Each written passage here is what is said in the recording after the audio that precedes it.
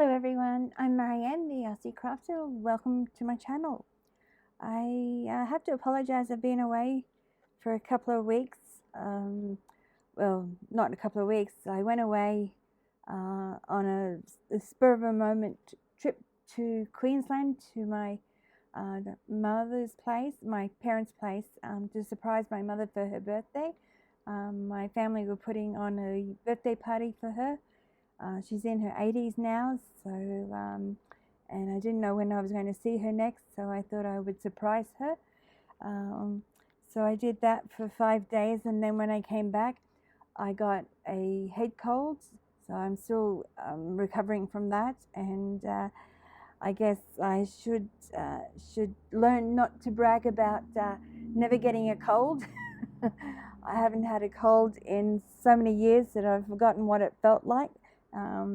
But this week has certainly reminded me of how lousy you can feel with a head cold. Luckily, it's just a head cold. It hasn't gone into my throat or anything, but I'm still, I don't know whether I sound a little bit throaty, but I feel a bit throaty, and my nose has stopped leaking, so I thought I would be brave and come on and do this video. I actually did these videos, a couple of videos for the beginning of this month, but I didn't like the way they were, and so I changed my mind about editing them and putting them up on YouTube. So I wanted to start over again, so that's why I haven't had anything out in the last couple of weeks.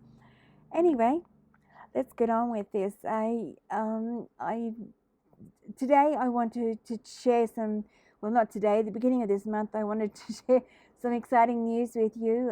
It's perhaps not exciting for you, but it is for me. My husband and I are going on a 7-week trip. 1 week will be domestic travel, and for the other 6 weeks, we'll be traveling overseas. And 4 of those weeks will be on a cruise around Northern Europe, starting from Copenhagen in Denmark. That's where we embark. The domestic travel involves driving our dog up to my parents' property in Queensland so they can take care of him while we're away. It is a full day's drive, but that's the type of thing you do as a pet owner to make sure your furry friends are taken care of properly. And of course, he's got congestive heart failure, so he needs a lot of care at the moment. He's 14 years old and on medication. He runs around like a puppy, so it's not like he's, infirm or anything like that, but he does need some special attention. Anyway, I thought that I would come on and show you how I make my travel journals, because whenever we travel, I always make a travel journal to keep a record of our trip. And in the past, my journals have been fairly straightforward, nothing fancy. And I didn't add pockets or flip outs or any of that kind of stuff. And most of the pages that I created were on the my computer. I just printed them out and then bound them together into a cover. That was mainly before I got into making junk journals, and this is one I wanted to show you. So for anyone who's watching who's interested in making a travel journal and perhaps want to know what to put in the journal, I thought it might be useful to show you through an old journal of mine and explain some of the things that I felt were important to include in my travel journal for my experiences. So I actually make 2 journals for each of my trips, but I'll get into that in a minute. So I'll show you through this one.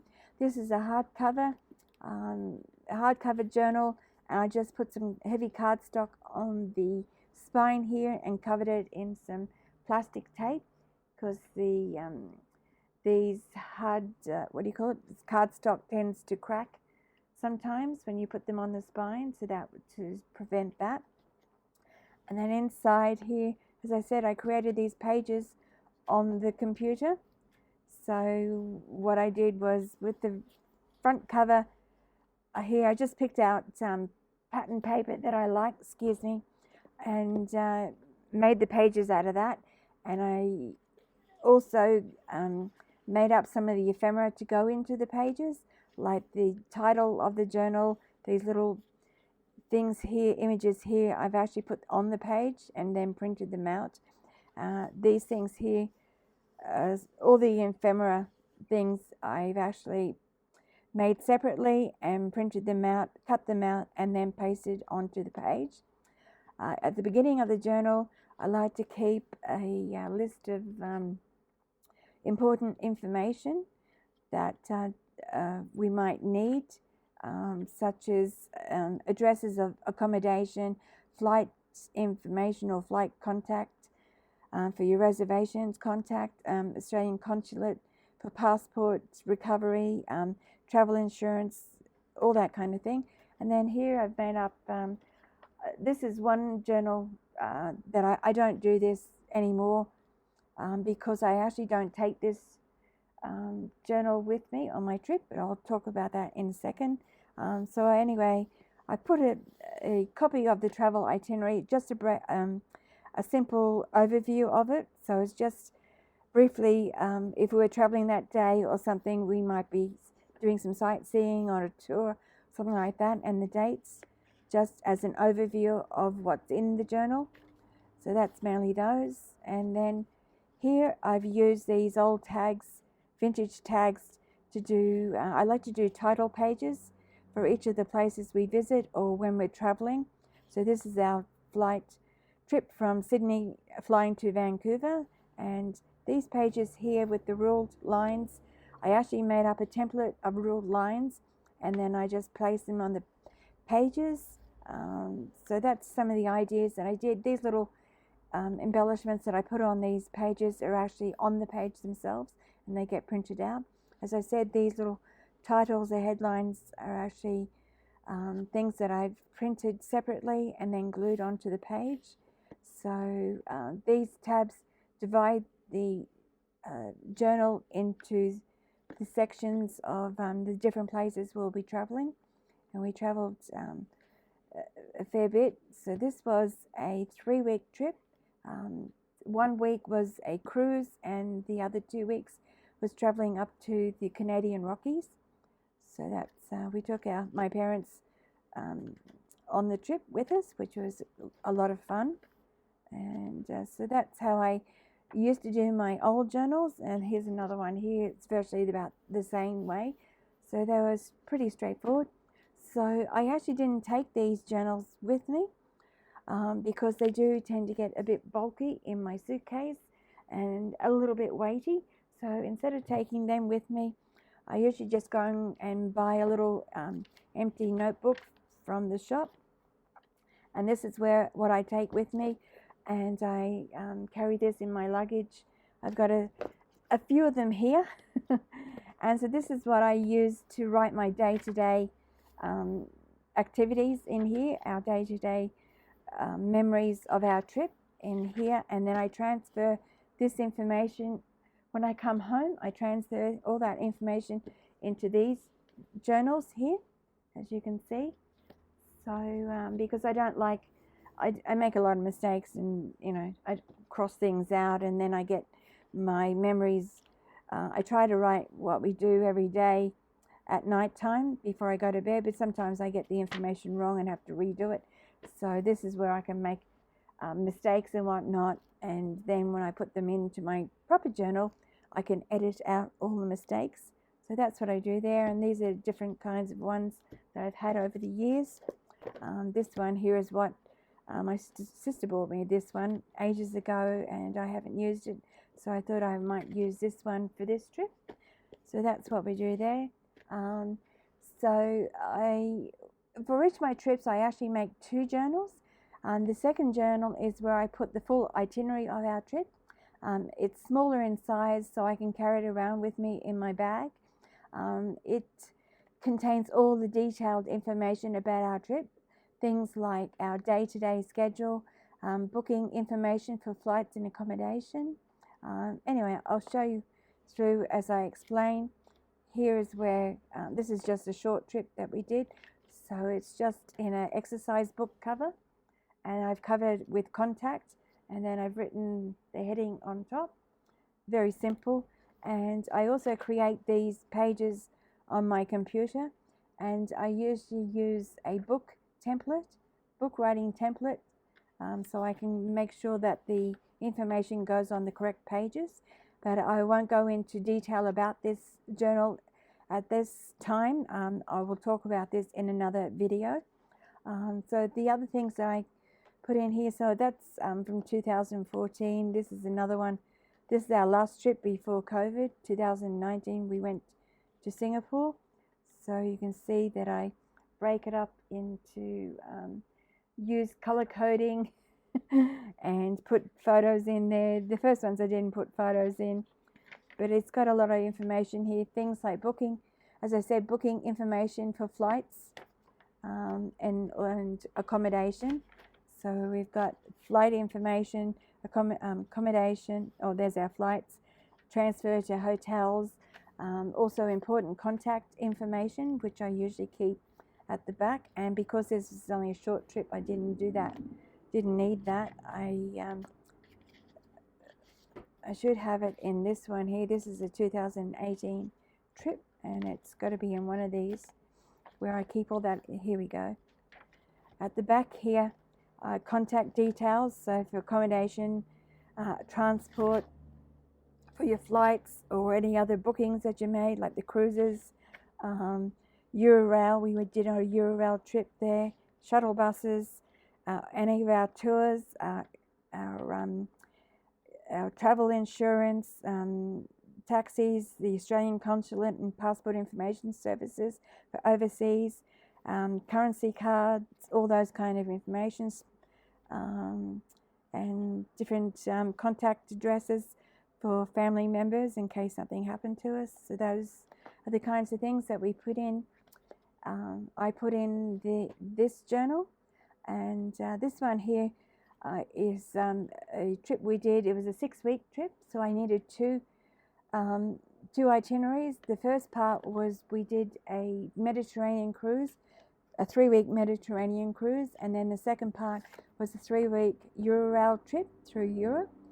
So I wanted to divide them into two because that's a fairly big trip.